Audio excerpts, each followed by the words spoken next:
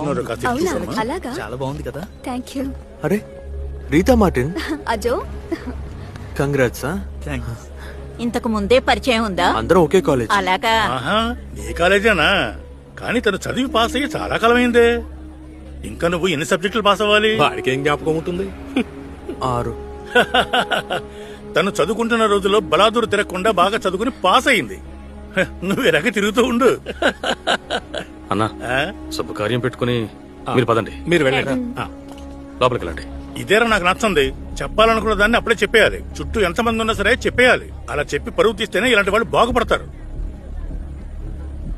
వీడినని ఏ ప్రయోజనంలే. వీడు ఇలా తయారవడానికి నువ్వే కదా కారణం.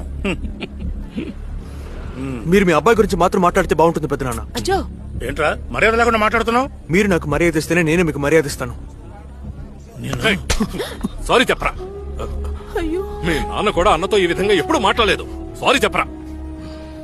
సారీ చెప్పరా. సారీ.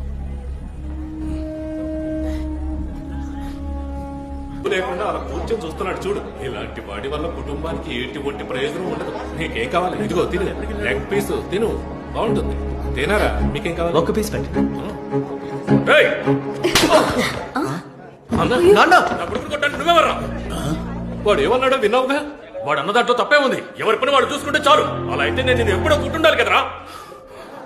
నాన్న వద్దు నాన్న. అయినా నా కొడుకుని కొట్టే హక్కు నీకెక్కడుందిరా? నీ గురించి ఆలోచించి ఆలోచించి నాన్న త్వరగా వెళ్ళిపోయారు తెలుసా. ఆ తర్వాత నాన్న పెట్టుకున్న షాప్ నేనే నీకు ఇచ్చాను. దాంతోనే నువ్వు బతుకుతున్నావు. అలాంటి నువ్వు నా కొడుకుని తక్కువ చేసి మాట్లాడతావా? రే ఏంట్రా, చుట్టాలందరూ ఉండగా ఎందుకురా గొడవ? అలాగా చెప్పాలనుకున్న దాన్ని అప్పుడే చెప్పేయాలి. చుట్టూ ఎంతమంది ఉన్నా సరే చెప్పేయాలి. అదే కదా ఇంతకు ముందు మీరు నాతో చెప్పారు. అందుకే ఇది ఇప్పుడు చెప్తేనే కరెక్ట్ గా ఉంటుంది.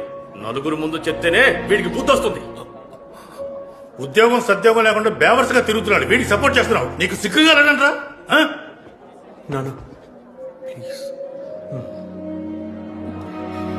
ఇప్పుడు నీ వయసు ఎంత? నీ వయసు ఎంతో చెప్పరా. 26. వీడి వయసులో మీరేం చేస్తుండేవారు? ఏమీ చేసేవారు కాదు. సిగ్గు గురించి మాట్లాడారు కదా. కోళికోట్లో పక్కింట్లో ఒక అమ్మాయితో మిమ్మల్ని చూసి కట్టి పడేసినప్పుడు ఆ రోజు మన నాన్న పడిన బాధలో 1000వ వంతు కూడా వీడి వల్ల నేను ఎప్పుడు అనుభవించలేదు. ఒకళ్ళకి నీతులు చెప్పేటప్పుడు వాళ్ళ గురించి కాస్త ఆలోచించుకోవాలి. అప్పుడు నీతులు చెప్పాలి. నా కొడుకు ఎలా బతకాలో వాడికి తెలుసు. వాడికి ఎవరో నీతులు చెప్పక్కర్లేదు.